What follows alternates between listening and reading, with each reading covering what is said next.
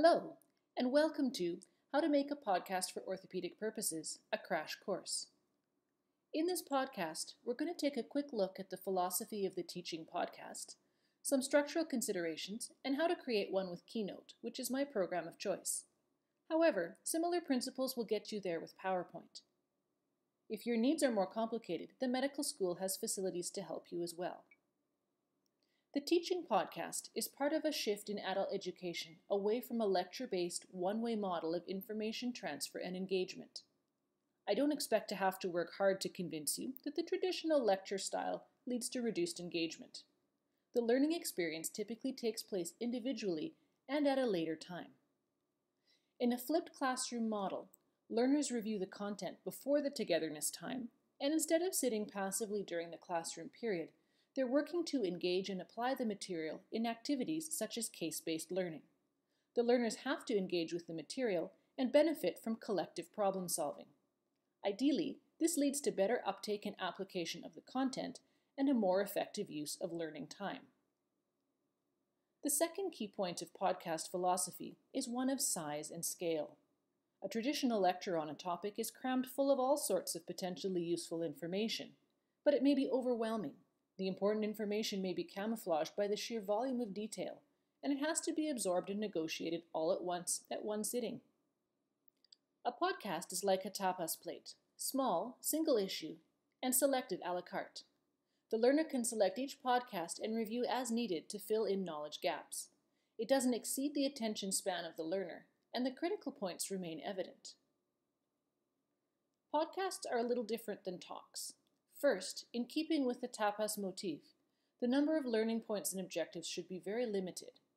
As an example, you could give a 30-minute presentation on adhesive capsulitis that covers the entire topic, including pathophysiology, epidemiology, diagnosis, and treatment. But this is not immediately convertible to a podcast.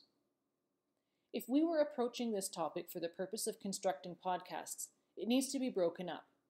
I can think of 3 podcast possibilities. First, etiology and epidemiology.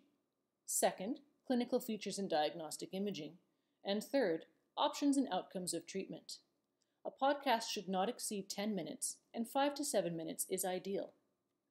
The second issue is that you don't get a mouse pointer or a laser pointer. So if you want to emphasize or highlight things, you'll have to animate or otherwise have them appear with a click. Some options include sequential appearance, boxes, or arrows, or use different colors of text. Finally, there is some strategy required in terms of what gets put on the slides. Learners can stop and rewind if needed, so you can get away with more text than a lecture slide. However, you still need them to be listening to you and not hung up on the visuals. Use text to emphasize, have quality and clearly labeled images, and keep the flow intuitive.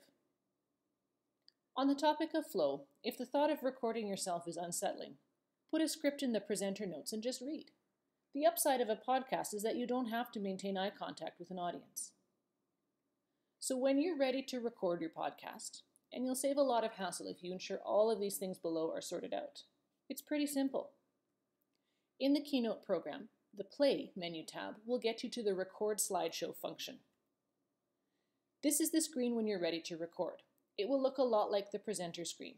Make sure you're on slide 1 before you go here, because it will not start at the beginning on its own. Hit the red record button when you're ready, and it'll give you a 3-second countdown. Start talking. The volume record green thing will flash as you speak. As long as it's moving and it's green, you're good. If you yell at it, it will flash red, which is a sign of displeasure. As you record, the tab with tag will progress from left to right. Every time you go to a new slide, it will place a white line in the blue. You can use this to track your progress on the recording in case you need to go back. If you want to toss the whole thing, stop recording and hit the garbage button. You can record over slides, but only material prior to the restart point will be saved. When you have a recording you're happy with, you're ready to convert it for upload. Definitely listen to your podcast. Same Play tab, but select Play Recorded Slideshow. If there's background noise, lack of clarity, or other issues, fix them now. Finally, you need to save, export, and then provide it to the hosting location. That part is still to be determined. I've housed mine on an unlisted YouTube channel, but perhaps this section will do better. Making podcasts is not difficult, but it will take practice to get the hang of the medium. For more resources, the Office of Faculty Development at the Cummings School of Medicine has useful links. Also, this link will take you to the Research Methods podcast on my YouTube channel for more examples.